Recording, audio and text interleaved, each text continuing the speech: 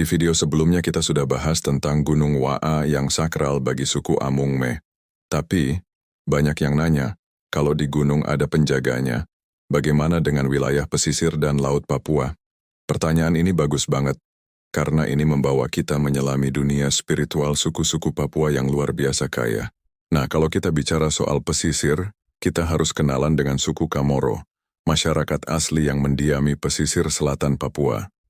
Sama seperti suku Amungme yang punya ikatan kuat dengan gunung, suku Kamoro punya hubungan spiritual yang sangat mendalam dengan laut.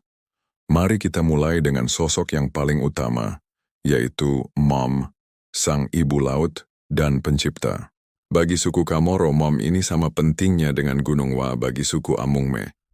Mom digambarkan sebagai seorang perempuan raksasa dari zaman mitos. Legenda mengatakan bahwa tubuhnya yang terbaring itulah yang kemudian menjadi daratan pesisir, sungai-sungai yang mengalir, dan semua kekayaan alam yang menghidupi suku Kamoro.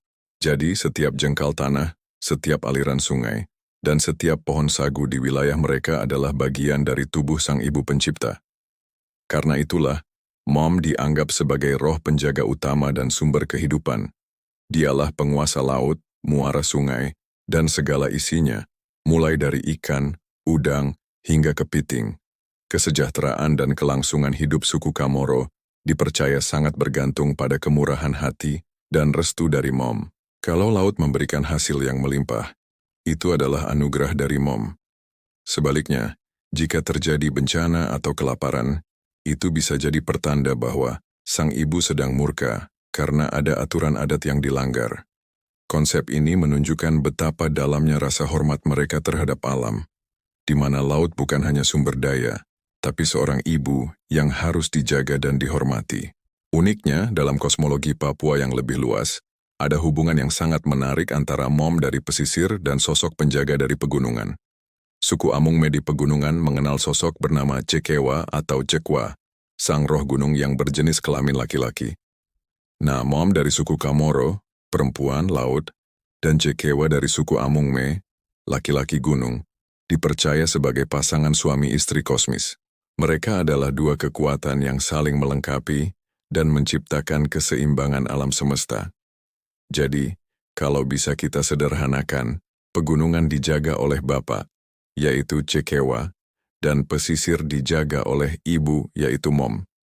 Keseimbangan antara gunung dan laut, antara laki-laki dan perempuan, inilah yang menjaga harmoni dunia menurut kepercayaan mereka. Sungguh filosofi yang luar biasa ya. Selain Mom sebagai penjaga utama, ada juga makhluk-makhluk lain yang dianggap sebagai perwujudan atau utusan dari kekuatan spiritual laut. Salah satu yang paling dihormati adalah Mbika atau hiu sakral. Bagi suku Kamoro, hiu bukan sekadar hewan buas biasa. Mbika dipandang sebagai hewan yang sangat sakral dan memiliki kekuatan magis. Mereka sering diyakini sebagai penjelmaan roh para leluhur atau sebagai makhluk spiritual yang secara langsung bertugas menjaga wilayah perairan tertentu. Fungsi Mbika sebagai penjaga sangatlah penting. Kemunculan hiu di suatu area perairan sering dianggap sebagai tanda bahwa tempat itu suci dan dilindungi oleh kekuatan gaib. Mereka bertindak layaknya polisi spiritual di lautan. Konon, Mbika akan menghukum siapa saja yang berani melanggar aturan adat saat berada di laut, misalnya dengan menangkap ikan secara berlebihan, mencemari air, atau bahkan sekadar berperilaku tidak sopan. Kepercayaan ini secara tidak langsung menciptakan sebuah sistem konservasi tradisional yang sangat efektif, menjaga ekosistem laut agar tetap lestari dari generasi ke generasi. Jadi kalau nelayan Kamoro melihat Mbika, mereka tidak hanya melihat seekor hiu, tapi juga merasakan kehadiran para leluhur yang mengawasi mereka. Sama seperti di pegunungan, kepercayaan terhadap roh leluhur atau yang disebut Emo Makai juga sangat kuat di wilayah pesisir. Roh-roh ini diyakini tidak pergi jauh, melainkan tetap tinggal dan menghuni tempat-tempat tertentu di sepanjang pantai untuk menjaga anak cucunya. Ada beberapa lokasi yang dianggap sangat keramat karena menjadi tempat bersemayamnya para roh leluhur ini. Contohnya adalah muara sungai. Titik pertemuan antara air tawar dari darat dan air asin dari laut dianggap sebagai gerbang spiritual, sebuah zona transisi yang penuh dengan kekuatan magis. Tempat ini dianggap sakral, di mana roh-roh penjaga berkumpul. Oleh karena itu, orang harus bersikap sangat hati-hati dan penuh hormat ketika berada di muara sungai. Selain itu, formasi batu-batu besar yang ada di sepanjang pantai juga seringkali dipercaya sebagai tempat tinggal atau singgasana bagi roh-roh penjaga. Batu-batu ini bukanlah batu biasa, melainkan monumen alam yang menjadi penanda wilayah kekuasaan para roh leluhur. Mereka yang melintas harus meminta izin sebagai bentuk penghormatan kepada para penjaga tak kasat mata tersebut. Jadi, untuk merangkum perbandingan antara penjaga gunung dan laut, kita bisa lihat polanya.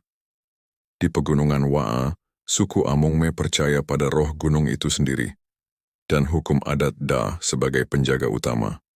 Dengan adanya Awinma atau roh-roh penjaga di tempat-tempat spesifik.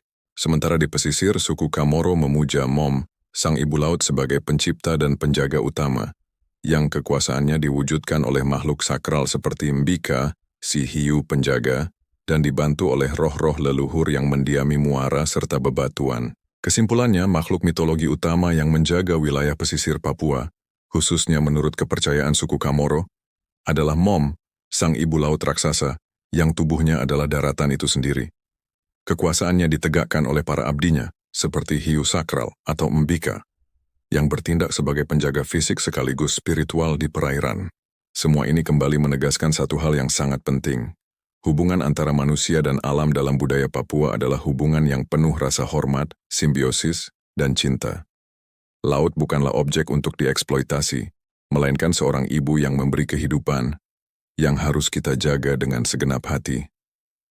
Terima kasih sudah menyimak cerita dari pesisir Papua hari ini.